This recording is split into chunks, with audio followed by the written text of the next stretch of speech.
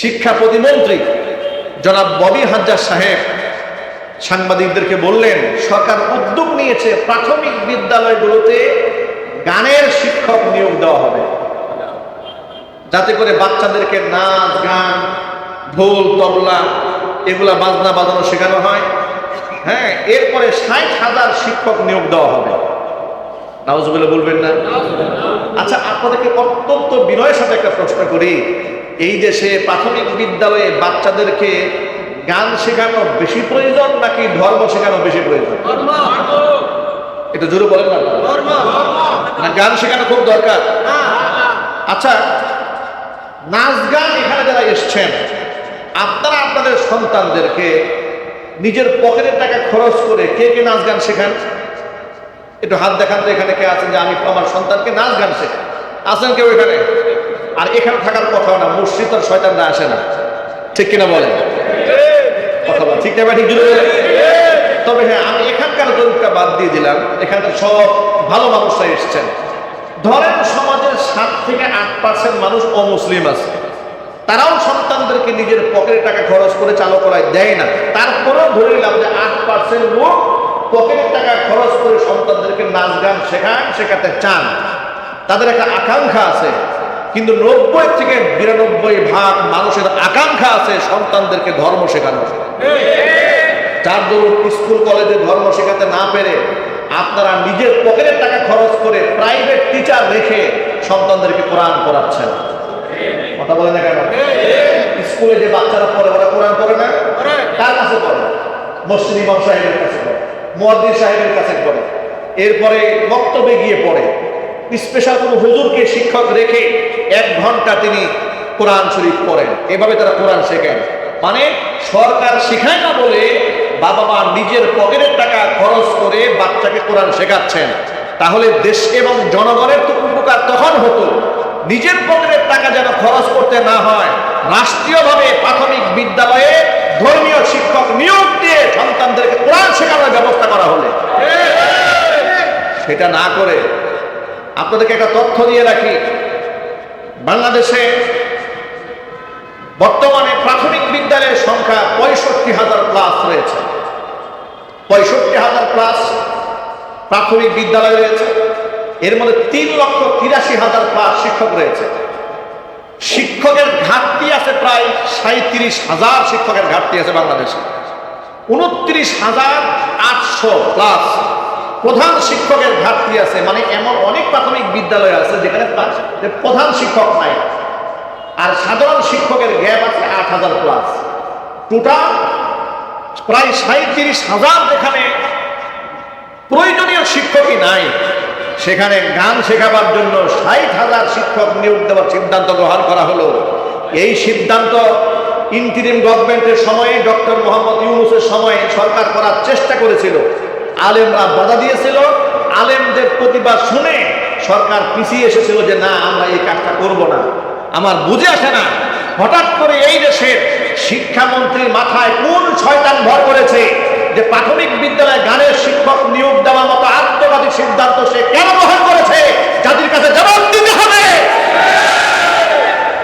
আমাদের স্পষ্ট বক্তব্য, প্রাথমিক বিদ্যালয়ে আমাদের সন্তানরা পড়াশোনা করছে, সেখানে কোন প্রকার গানের শিক্ষক যদি নিয়োগ দেওয়ার আত্মঘাতী সিদ্ধান্ত সরকার গ্রহণ করে, আমরা এদেশে আবহাওয়ার জনসাধারণকে সাথে নিয়ে রাজপথে নামতে বাধ্য হবে। রাজি আছেন?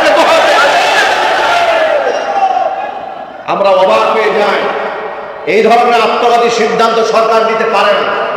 আমরা সরকারকে বলছি, দেশের মধ্যে চুরি, ডাকাতি, ছিনতাই, রাহাজানি, পরকীয়া, হত্যা, খুন, ধর্ষণ কমেছে না বেড়েছে? চিলাই বলে। এগুলা বন্ধ করতে হলে মানুষকে মসজিদমুখী করতে হবে না, কোরআনমুখী করতে হবে না, আল্লাহর ভয় অন্তরে ঢুকাতে হবে না, আর সেটা কি গান শেখাবের মাধ্যমে হবে? আওয়াজ দেন না কেন আপনারা? সেটা কি গান শিখাতে হবে? কি শিখাতে হবে? চিল্লায় বলুন, কি শিখাতে হবে? গান শেখাতে হবে। কোরআন শিক্ষা জাতীয়ভাবে ব্যবস্থা না করে গান শেখাবার সিদ্ধান্ত গ্রহণ করলে এই সিদ্ধান্ত প্রতিহত করা হবে ইনশাআল্লাহ। বলেন, আপনাদেরকে আমরা ক্ষমতার মস্তদে বসিয়েছি, রাজা বাদশা বানাই নাই, আপনাদের জনপ্রতিনিধি বানানো হয়েছে। আপনার জনগণের মনের আকাঙ্ক্ষা পূরণ করবেন। কথা বলেন না কেন? আমাদের মনের আকাঙ্ক্ষার বিরুদ্ধে গিয়ে হাসিনাকে পলাতে হয়েছে। হাসিনা এদেশের মানুষের আকাঙ্ক্ষাকে দুই পা দিয়ে ধরেছে, মর্দন করেছে, বিনিময়ে কাফেরদের কোলে ঠাঁই হয়েছে। বর্তমান সরকারকে আমরা সহযোগিতা করতে চাই। আপনারা যে কোনো নেক কাজ আমাদেরকে ডাকেন, আপনাদের হাতে হাত মিলিয়ে, কাঁধে কাঁধ মিলিয়ে এই দেশকে আমরা করতে চাই। সন্ত্রাস মুক্ত করতে চান, আমরা হব আপনাদের সাথী। মাদক মুক্ত করতে চান, আমরা হব আপনাদের সঙ্গী। ধর্ষণ মুক্ত করতে চান, আপনাদের পক্ষে আমরা আওয়াজ তুলব। আপনার ধর্ষণ এবং খুনিদের প্রকাশ্য শাস্তির ব্যবস্থা করুন। জনমত তৈরি করতে হয়, কত কোটি মানুষের জনগণের মতামত লাগবে, আমরা তা প্রস্তুত রয়েছে। ঠিক দেবে ঠিক, আমরা জনমত তৈরি করে দেবো আপনাকে। আপনি আইন বাস্তবায়ন করুন, কিন্তু অন্যায় দিকে হাত বাড়াবেন না, পা বাড়াবেন না। আমরা মুখ বুঝে শরিয়া বিরোধী কোনো কাজ আমরা সহ্য করব না। আপনারা করবেন? চিৎকার দিয়ে বলুন করবেন। তাহলে গানের শিক্ষক নিয়োগ দেওয়া হবে, এটা আপনারা চান? একটু জোর আওয়াজে বলতে হবে, চান? কারা কারা চান না? এবার দুহাত দেখতে চাচ্ছি আমি, কারা কারা চান না?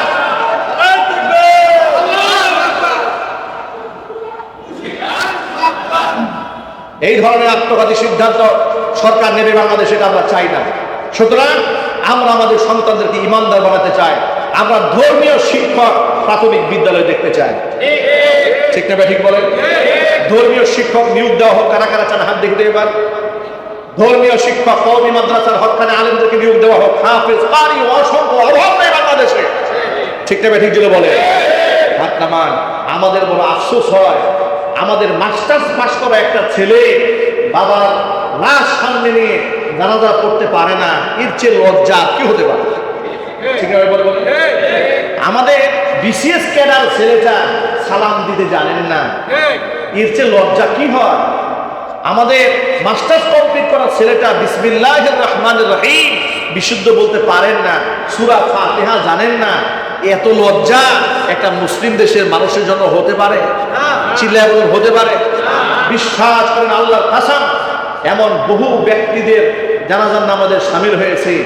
দোয়া করতে গেছি, আমাকে বলে হুজুর আপনি দোয়া করেন, আমি তো জানি না কি বলতে হয়। আহারে, সন্তান বলে আমি জানি না বাবার জন্য কি বলতে হয়। এই ছেলেটা মাস্টার্স কমপ্লিট করেছে, বাবা তার পিছনে লক্ষ লক্ষ টাকা ব্যয় করেছে, এই তো দোয়া করার যোগ্যতা না। আমরা এইরকম নিমুখ হারাম প্রজন্ম তৈরি করছি যে আমরা মরে গেলে আমাদের সন্তানরা দোয়া করতে পারবে না।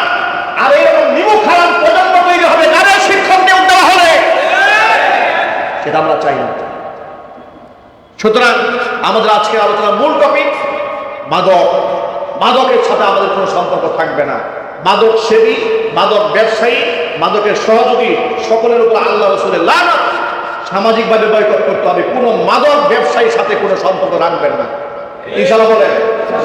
মাদক ব্যবসায়ীর ছেলে মেয়ের সাথে বিবাহের সম্পর্ক করবেন না।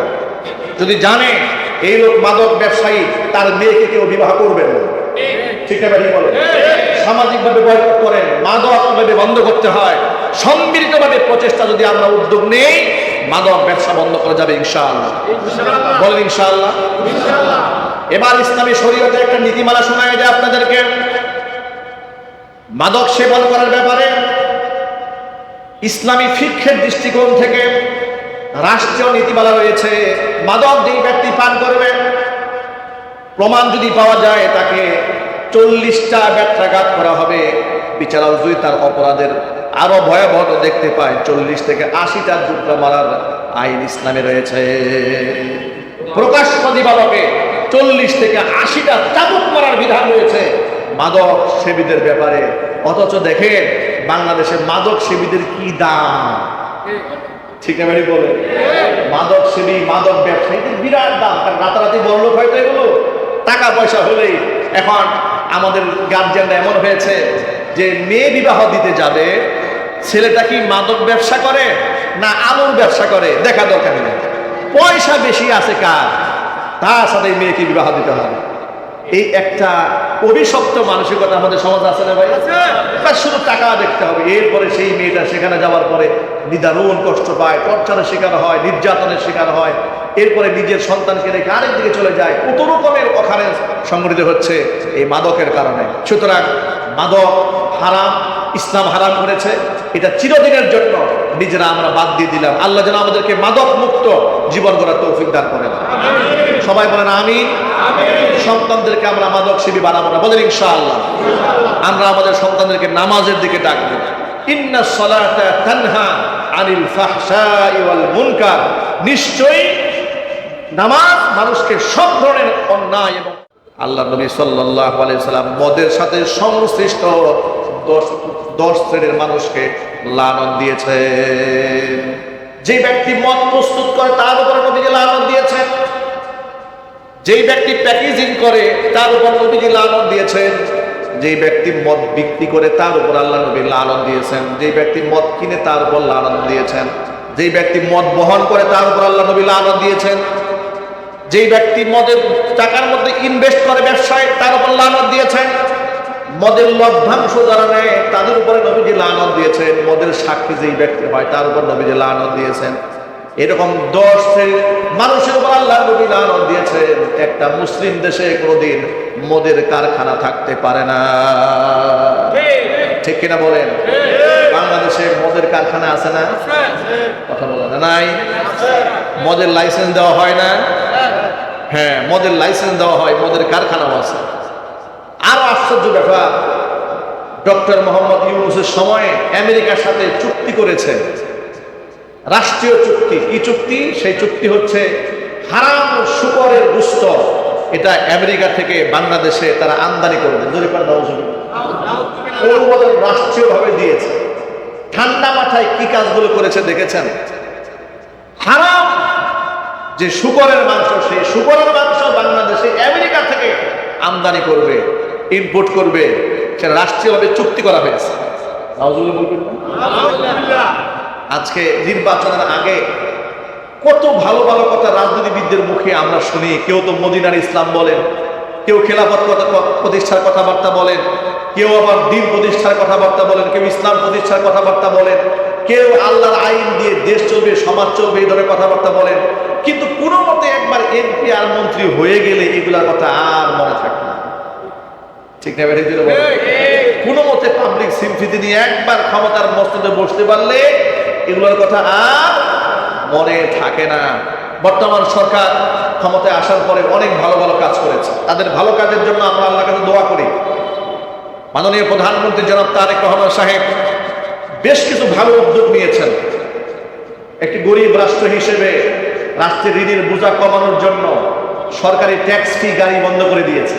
আলহামদুলিল্লাহ বলেন, মাশাআল্লাহ বলেন। ভালো উদ্যোগ, ভালো উদ্যোগ নিয়েছেন। নবী করিম সাল্লাল্লাহু আলাইহি ওয়াসাল্লাম একটা গুনাহকে সকল অনিষ্টতার মূল বলেছেন। হাদিসের ভাষায় নবী করিম সাল্লাল্লাহু আলাইহি ওয়াসাল্লাম বললেন, ইজতানিবুল খামরা ফাইন্নাহা উম্মুল খাবাইস, তোমরা মাদক পরিহার করো। ফাইন্নাহা উম্মুল খাবাইস, সমস্ত অশ্লীলতা অনিষ্টতার মূল হচ্ছে এই মাদক। নবী করিম সাল্লাল্লাহু আলাইহি ওয়াসাল্লাম আরেকটা হাদিসের মধ্যে বলেছেন, ইন্নাল খামরা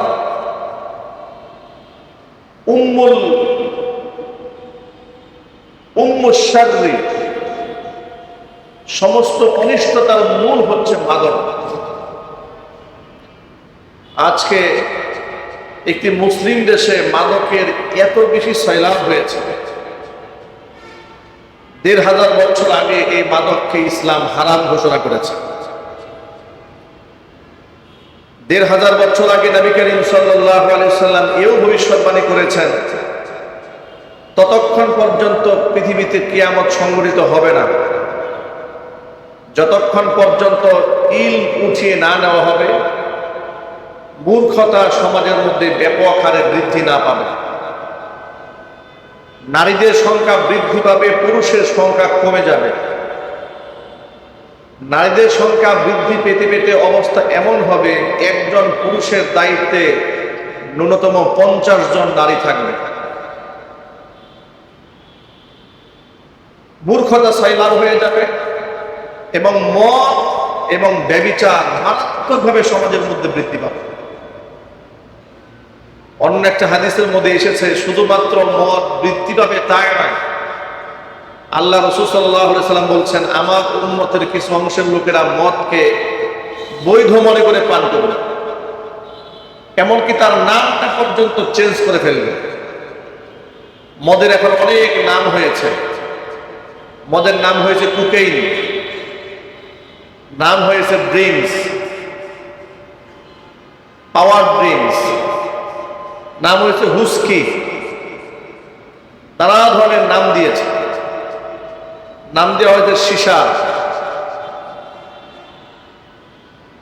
আল্লাহ নবী সাল্লাল্লাহু আলাইহি ওয়াসাল্লাম বলেছেন কুল্লু মুস্কিরিন খামরুন, মাদকতা সৃষ্টিকারী প্রত্যেকটা জিনিসই মদ। ওয়া কুল্লু খামরিন হারাম, আর সব ধরনের মাদকতা ইসলাম হারাম ঘোষণা করেছে। মাথার মস্তিষ্কে ক্রিয়া সৃষ্টি করে, আকল বুদ্ধি লোভ সৃষ্টি করে দেয়, এমন প্রত্যেকটা জিনিস ফাকালিলুহু ওয়া কাসীরুহু হারাম। এর অনেক অংশ পান করলেও হারাম, সামান্যতম একটু অংশ পান করলেও হারাম। ইসলাম এই পৃথিবীতে গোটা মানব সভ্যতার জন্য কমপ্লিট হওয়ার আগে আরবের জাহিলি যুগে মদ্যপানটা একটা স্বাভাবিক কালচারের রূপ ছিল। আমাদের সমাজের মধ্যে মানুষ যেমন ভালো মন্দ কিছু খাওয়ার পরে সেভেনা, পার্সিকুলা, কোকাকোলা, মেরিন্ডা, স্প্রাইট নানা ধরনের পানীয় পান করে, ঠিক মদ পান করাটা আরব কালচারে এটা একটা স্বাভাবিক কালচার ছিল। কিন্তু সেই স্বাভাবিক কালচারটাকে আল্লাহ তাআলা খুব সহজভাবে ধীরে ধীরে ধীরে ধীরে মানুষের উপর হারাম করেছে। প্রথমে এক ধাক্কাতে আল্লাহ তাআলা মদকে হারাম করে দেন। মাদকের যে ভয়াবহতা, একটা সমাজকে কিভাবে মাদক ধ্বংস করে দেয়, মানুষের মস্তিষ্ক কিভাবে ধ্বংস করে দেয়, সমাজের মধ্যে কিভাবে বিশৃঙ্খলা সৃষ্টি করে, তার সামাজিক বাস্তবতা। এই সমাজে যত হত্যা হয়, খুন হয়, ধর্ষণ হয়, আমি যদি বলি 95% অপরাধের সাথে এই মাদকতার সম্পর্ক রয়েছে, এর কোনো সন্দেহ নেই। আপনারা আবরার ফাহাদের হত্যাকাণ্ডের ব্যাপারে ইতিহাস আপনাদের মনে আছে। বুয়েটের মেধাবী ছাত্র আবরারকে যখন হত্যা করা হয়েছিল, বিশ্ববিদ্যালয়ে যে কক্ষে তাকে মারা হয়েছিল, যারা তাকে মেরেছে, রিমান্ডে যখন তাদেরকে জিজ্ঞাসাবাদ করা হয়েছিল, তখন তাদের একজন দাঁড়িয়ে বলেছিল আমরা পুজোতে গিয়েছিলাম, সেই পূজায় গিয়ে কিছু মদ খেয়েছিলাম, মাথা ঠিক ছিল না বিদায় পিটিয়ে হত্যা করেছে। অনুরূপভাবে আপনি গাজীপুরের এই আমাদের ঢাকা গাজীপুর যে মহাসড়ক, ময়মনসিংহ মহাসড়কে টঙ্গী এলাকাতে ফ্লাইওভারে অনেক সময় চুরি হয়, ডাকাতি হয়, ছিনতাই হয়। এগুলো কারা করে? খোঁজখবর নিয়ে দেখবেন এগুলো মাদক ব্যবসায়ী, মাদক সেবী, মাদকের সাথে সংশ্লিষ্ট। ঠিক এভাবেই গোটা পৃথিবীতে সমস্ত অন্যায় এবং অশ্লীলতার মূল কেন্দ্রে থাকে মাদক। এই জন্য আল্লাহ তাআলা ১৫০০ বছর আগে কোরআন আয়াত নাযিল করে এই মদকে হারাম করে দিয়েছে। মানুষের জন্য যেন এটা ছেড়ে দেওয়া কঠিন না হয়ে যায়, আল্লাহ পাক ৩ ধাপে মদকে হারাম করেছেন। কারণ মদের সাথে মানুষের জীবনের একটা সম্পর্ক তৈরি হয়ে গিয়েছিল। আল্লাহ পাক সমস্ত বিধানগুলো মানুষের জন্য সহজ করে দিয়েছেন, কঠিন করেননি। এটা আল্লাহ পাকের একটা রহম বান্দার উপরে আল্লাহ পাক কোরআনে ঘোষণা করেছেন, লা ইউকাল্লিফুল্লাহু নাফসান ইল্লা বুসাহা। মানুষের সাধ্যাতিরিক্ত কোনো বিষয় মানুষের উপর আমি আল্লাহ চাপিয়ে দেই না। ইউরিদুল্লাহু বিকুমুল ইউসরা ওয়া লা ইউরিদু বিকুমুল উসরা। আল্লাহ পাক বলেন সকল আইনের ক্ষেত্রে আমি আল্লাহ তাআলা সহজতা চাই, বান্দার উপর কঠিন হবে এমন কোনো বিধান বান্দার উপর আমি চাপিয়ে দেই না।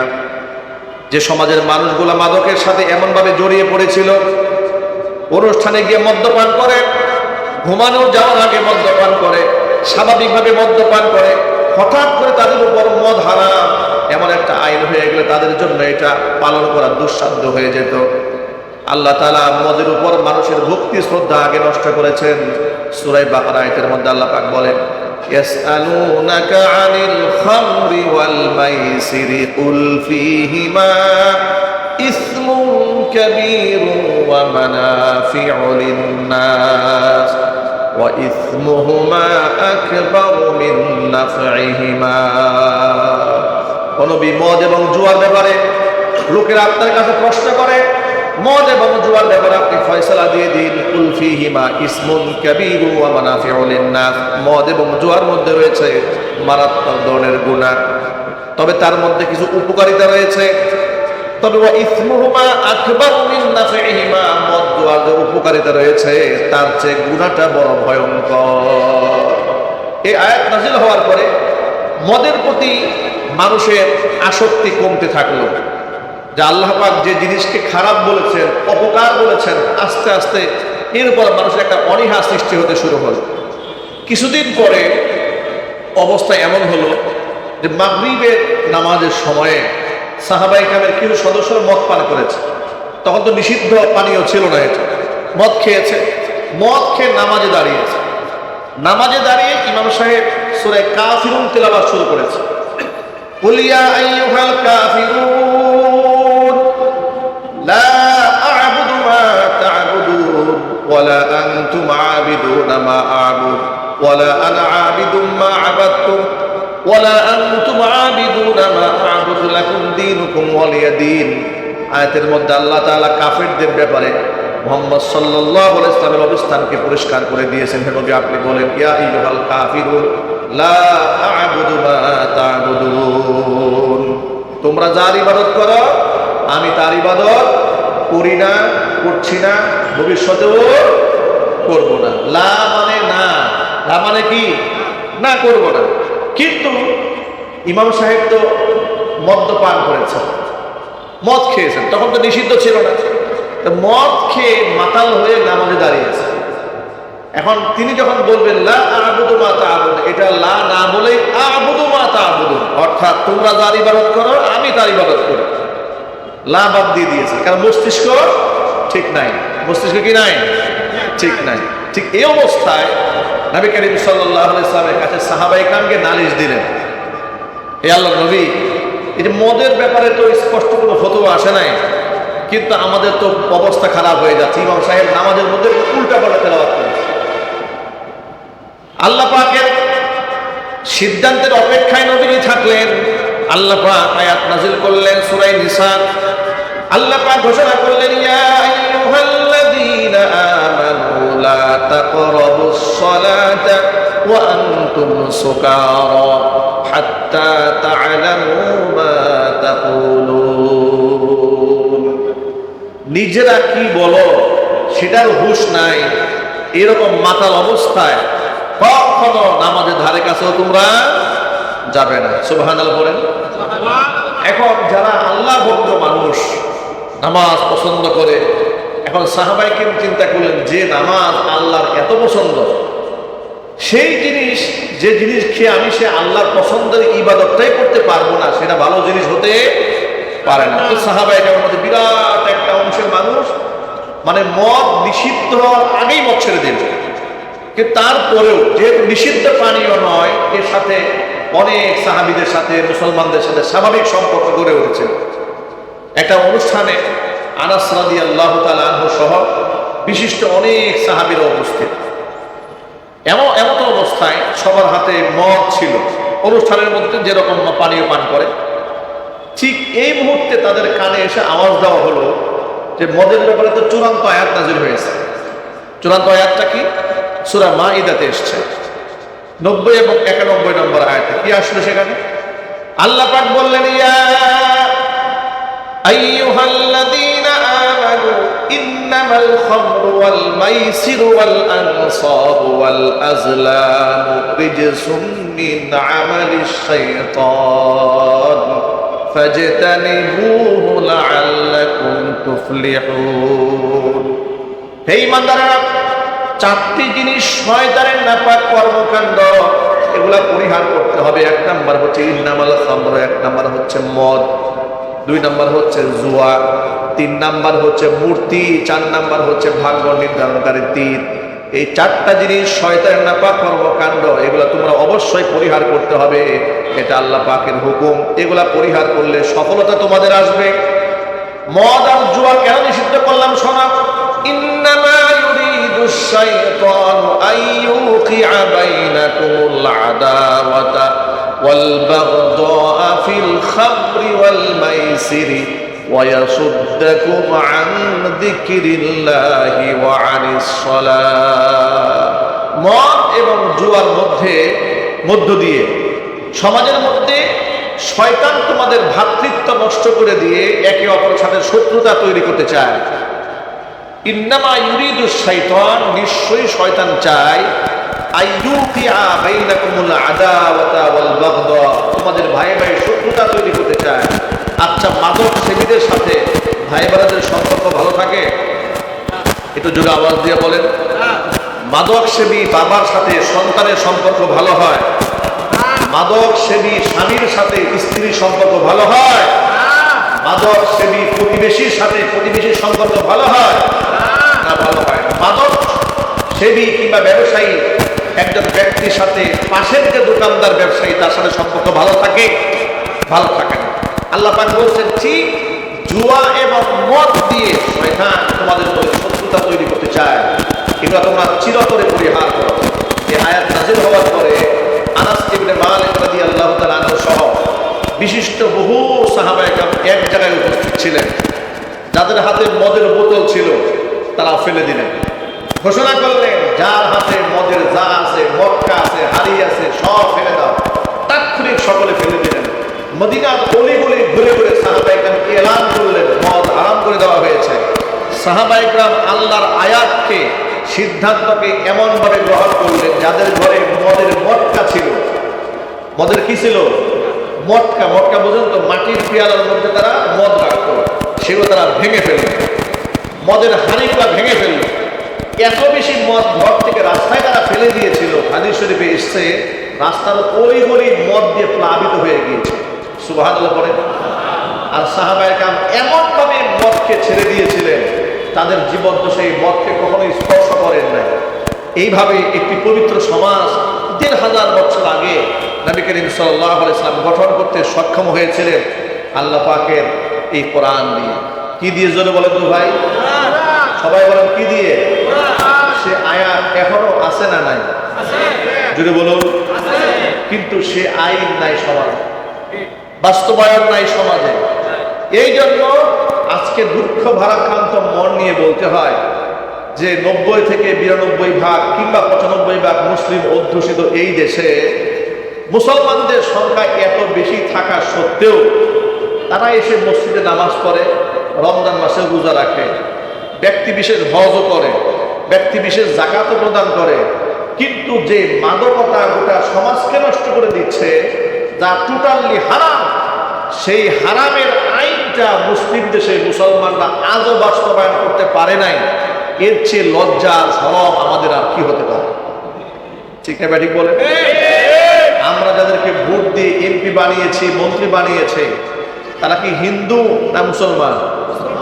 যেটা বলুন, মেজরিটি হিন্দু না মুসলমান? তাহলে তারা কেন জাতীয় সংসদে গিয়ে বাংলাদেশে মাদকের বিরুদ্ধে কঠোর বক্তব্য দেন না? কেন আইন করেন না? বাংলাদেশে কি আইন রয়েছে? মাদক নিয়ন্ত্রণ আইন। অথচ মাদক নিয়ন্ত্রণ করা হয়নি, ১৫০০ বছর আগে মাদককে নিষিদ্ধ করা হয়েছে। সুতরাং আমরা বাংলাদেশে মাদক নিয়ন্ত্রণ আইন দেখতে চাই না, আমরা মাদক নিষিদ্ধের আইন দেখতে চাই। ঠিক না ব্যাটি বলুন? আপনারা মাদক নিষিদ্ধ চান? কারা কারা চান হাত দেখি তো ভাই। মাদক নিষিদ্ধ চান? আওয়াজ তুলুন। আপন আপন জায়গা থেকে যে যেখানে আছেন সব জায়গা থেকে আওয়াজ তুলুন। আমরা মাদক নিয়ন্ত্রণ আইন দেখতে চাই না। জাতীয় সংসদে এমনকি সর্বাধিক এমপি মন্ত্রীদের আহ্বানে বাংলাদেশে আইন করতে হবে, মাদককে নিয়ন্ত্রণ চিরতরে নিষিদ্ধ ঘোষণা করতে হবে। আপনি একদিক থেকে মাদককে লাইসেন্স দিবেন, আরেক দিক থেকে পুলিশ দিয়া মাদক নিয়ন্ত্রণ করবেন। এই ভণ্ডামি বাদ দিতে হবে, ঠিক কিনা বলেন? একদিক থেকে আপনি হোটেল 5 স্টারে পারমিশন দিয়ে রেখেছেন, আরেক দিক থেকে হোটেলে ছাড়া দিয়ে নিষিদ্ধ করেছেন। এই ধরনের দ্বিমুখী আইন, দ্বৈত নীতি, এটা আপনারা কেন করেন? ডাবল স্ট্যান্ডার্ড কেন করেন? আর রক্ষক যদি হয়ে যায় ভক্ষক, সেই দেশকে আর রক্ষা করা যায় না। কয়েক বছর আগে নারায়ণগঞ্জের এক মাহফিলে আমি বক্তব্য দেওয়ার আগে মাহফিলের প্রধান অতিথি মাইক নিলেন, সংক্ষিপ্ত আকারে কিছু কথা বললেন। ভদ্রলোক মাদকের বিরুদ্ধে এমন ঝাঁঝালো একটা বক্তব্য দিলেন, জনপ্রতিনিধি। আমি খুব খুশি হয়ে গেলাম। খুশি হয়ে মাহফিলে তার জন্য দোয়া করলাম। বয়ান শেষ করে স্টেজ থেকে নামার সময় মাহফিলে এক কর্তৃপক্ষ স্টেজের কর্নারে আমাকে ডেকে বলে, হুজুর, যে নেতার জন্য দোয়াটা করলেন, এই নেতাকে চেনেন? আমি বললাম, না চিনি না, কিন্তু মাদকের বিরুদ্ধে তার কথা খুব ভালো লেগেছে, এই জন্য দোয়া করেছে। উনি আমাকে বললেন, ইনি হচ্ছে না আমাদের এই গোটা এলাকার মাদকের ডিলার।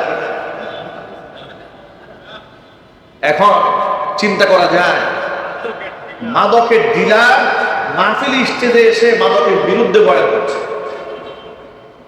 আপনি এই মাদক ব্যবসায়ীদেরকে আপনি কি করে সাহায্য করবেন? এই জন্য বলেছে, রক্ষক যদি হয়ে যায় ভক্ষক, তাহলে বেড়া দিয়েছেন খ্যাত যেন ছাগলে না খায়। বেড়াই খ্যাত খাওয়া শুরু করলে এই খ্যাত রক্ষা করা সম্ভব হবে না।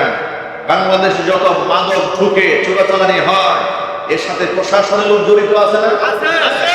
জোরে বলতে হবে তো। টেকনাফের সীমান্ত দিয়ে, ভারতীয় সীমান্ত থেকে যত মাদক বাংলাদেশে ঢুকে, এর সাথে অবশ্যই দুষ্কৃতিকারী এবং ঘুষখোর, ক্ষুধাদ্রোহী, আল্লাহর দুশমন, অসংখ্য প্রশাসন লোকেরা এর সাথে জড়িত রয়েছে। প্রশাসনের ছত্র ছায়া ছাড়া এত সহজে মাদক ঢুকবে? তবে হ্যাঁ, প্রশাসনের মধ্যে অনেক সৎ অফিসার আছে, তাদেরকে সবসময় কোন ঠাসা করে রাখা হয়, কারণ এই দেশে সত্য নিয়ে টিকে থাকা বড় মুশকিল। যেই সত্য নিয়ে দাঁড়াতে চায় তাকে শহীদ উসমান হাদির মতো শহীদ করে দেওয়া হয়, ঠিক না ঠিক বলেন? যে নেতা সততা নিয়ে বাঁচতে চায় তার বিরুদ্ধে লোকেরা দাঁড়িয়ে যায়।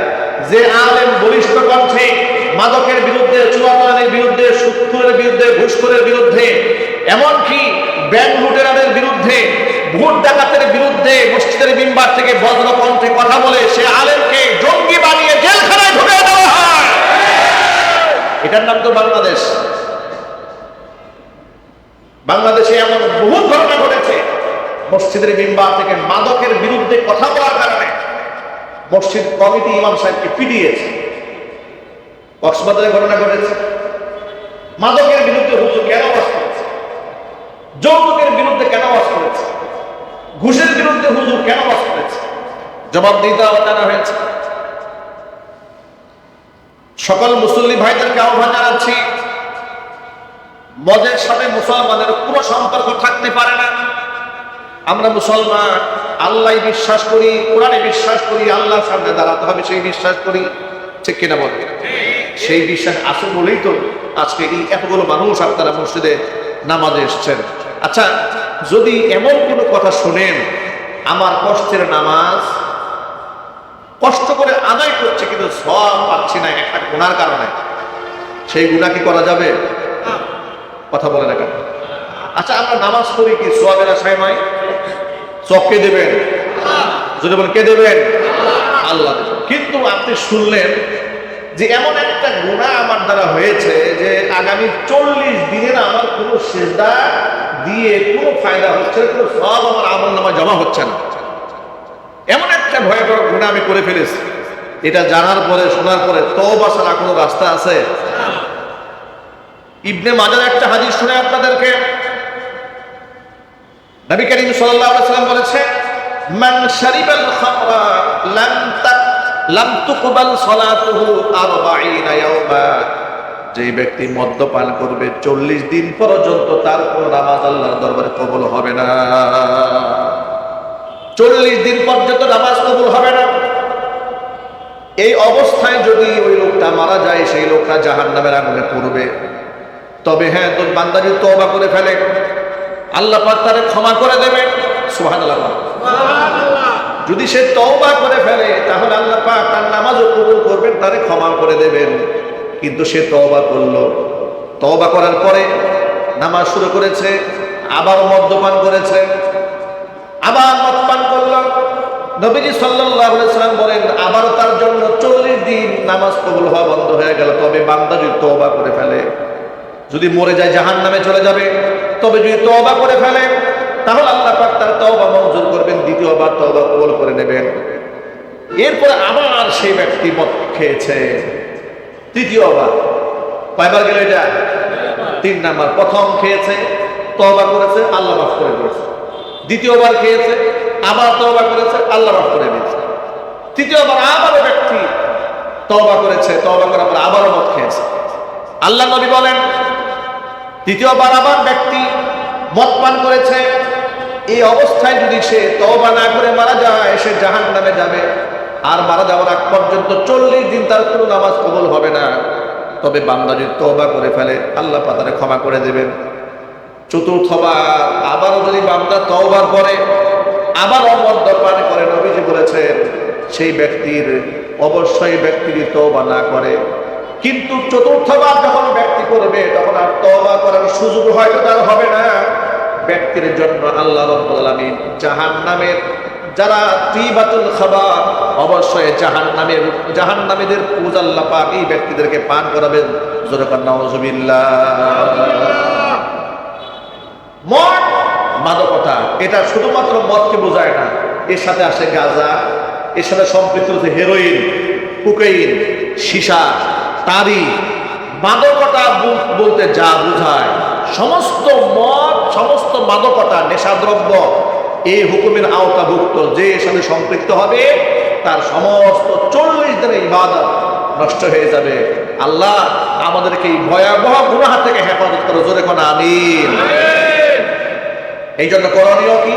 করণীয় হচ্ছে শিশুকাল থেকে সন্তানদের মন এবং মস্তিষ্কে আল্লাহর ভয়, আল্লাহর জবাবদিহিতার ভয় ঢুকাতে হবে।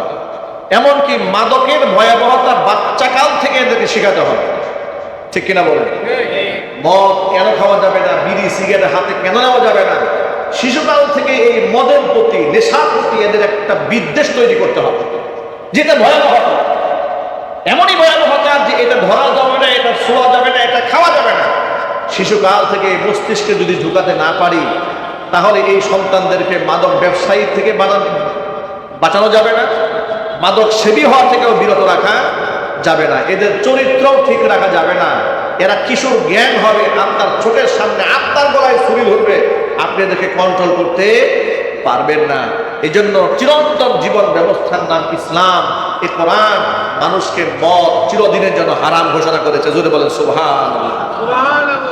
ভাইরা আমার, এই জন্য মাদকতার ব্যাপারে, মদের ব্যাপারে সমস্ত মানুষকে সচেতন হতে হবে। নিজেরা মদ্যপান করবো না, মদ্য পাই তাদের। আল্লাহ নবী সাল্লাল্লাহু আলাইহি সাল্লাম মদের সাথে সংশ্লিষ্ট 10 শ্রেণীর মানুষকে লানত দিয়েছেন।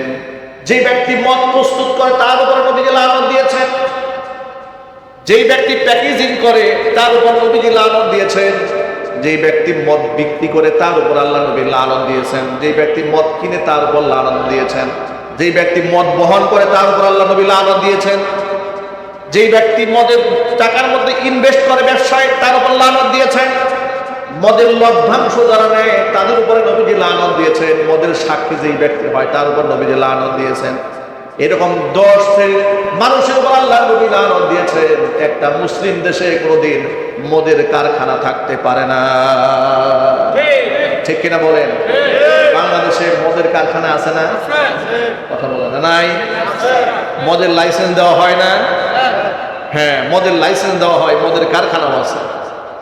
আরো আশ্চর্য ব্যাপার, ডক্টর মোহাম্মদ ইউনূসের সময়ে আমেরিকার সাথে চুক্তি করেছে, রাষ্ট্রীয় চুক্তি। কি চুক্তি? সেই চুক্তি হচ্ছে হারাম শুকরের গোশত, এটা আমেরিকা থেকে বাংলাদেশে তারা আমদানি করবে। অনুমোদন রাষ্ট্রীয়ভাবে দিয়েছে। ঠান্ডা মাথায় কি কাজগুলো করেছে দেখেছেন? হারাম যে শুকরের মাংস, সেই শুকরের মাংস বাংলাদেশে আমেরিকা থেকে আমদানি করবে, ইনপুট করবে, সেটা রাষ্ট্রীয়ভাবে চুক্তি করা হয়েছে। আজকে নির্বাচনের আগে কত ভালো ভালো কথা রাজনীতিবিদদের মুখে আমরা শুনি। কেউ তো মদিনার ইসলাম বলেন, কেউ খেলাফত প্রতিষ্ঠার কথাবার্তা বলেন, কেউ আবার দিন প্রতিষ্ঠার কথাবার্তা বলেন, কেউ ইসলাম প্রতিষ্ঠার কথাবার্তা বলেন, কেউ আল্লাহর আইন দিয়ে দেশ চলবে, সমাজ চলবে, এই ধরনের কথাবার্তা বলেন। কিন্তু কোনো মতে একবার এমপি আর মন্ত্রী হয়ে গেলে এগুলার কথা আর মনে থাকে না। ঠিক না? কোনো মতে পাবলিক সিম্পিতি নিয়ে একবার ক্ষমতার মস্তদে বসতে পারলে এগুলোর কথা আর মনে থাকে না। বর্তমান সরকার ক্ষমতায় আসার পরে অনেক ভালো ভালো কাজ করেছে। তাদের ভালো কাজের জন্য আমরা আল্লাহর কাছে দোয়া করি। মাননীয় প্রধানমন্ত্রী জনাব তারেক রহমান সাহেব বেশ কিছু ভালো উদ্যোগ নিয়েছেন। একটি গরিব রাষ্ট্র হিসেবে রাষ্ট্রের ঋণের বোঝা কমানোর জন্য সরকারি ট্যাক্স ফি গাড়ি বন্ধ করে দিয়েছে। আলহামদুলিল্লাহ বলেন, মাশাআল্লাহ বলেন। ভালো উদ্যোগ, ভালো উদ্যোগ নিয়েছেন। ট্যাক্স ফি গাড়ি, বিলাসী গাড়ি এই দেশের এমপি মন্ত্রীরা চালাবেন, ভালো উদ্যোগ। বিভিন্ন সময় আলেমদেরকে ডেকে পরামর্শ গ্রহণ করেন, ভালো উদ্যোগ। আমরা ভালো উদ্যোগকে অ্যাপ্রিসিয়েট করি, তার ভালো ভালো কাজকে সম্মান করি। এবং তিনি মানমুখী কথা বলেন না, বিরোধী দলের নেতা কর্মীদেরকে শ্রদ্ধা করেন, এটা খুব ভালো দিক, পজিটিভ দিক। কিন্তু হাজার ভালো কাজের মধ্যে গত এক সপ্তাহের মধ্যে নতুন একটা সংবাদ শুনতে পেলাম, যে সংবাদে আমাদের দিলে খুব ক্ষত সৃষ্টি হয়েছে। সেটা কি? অর্থাৎ শিক্ষা মন্ত্রণালয়ে যাদেরকে দায়িত্ব দেওয়া হয়েছে